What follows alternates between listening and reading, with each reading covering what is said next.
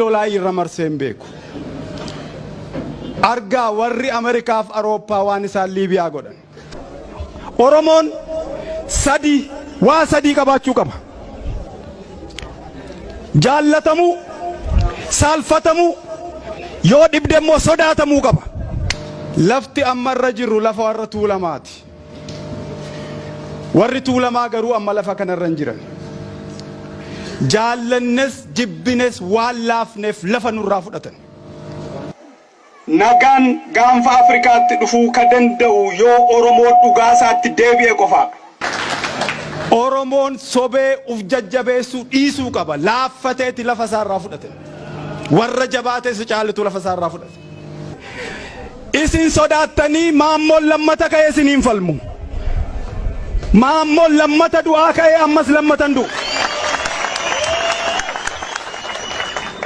Taaddasaa Birruutu ammas du'aa ka'ee lammata akka du'u barbaaddu ta'ee hin ta'u garbummaatti haftu malee. Baaroo Tumsaa du'aa ka'ee lammatan du'u. Otu sin jirta. Hagam yoo hammaatus hagam yoo hadhaa illee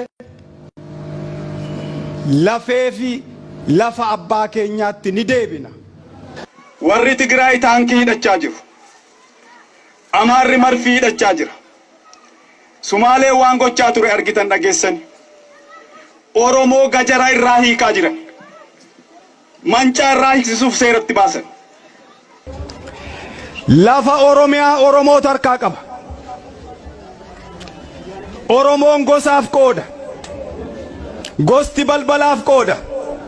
Balballi dheedhaaf qooda. Akka Oromoon jedhetti qofa bulti. Warri obbolaa haadhasaa abbaasaa hintalasaa jibbee siidaa Minilikitti hirkatee taa'u hini dhukkubsatu warri wal'aansa sammuu kennuu beekani wal'aanuu qabuu jenna nuti akka baa'otti.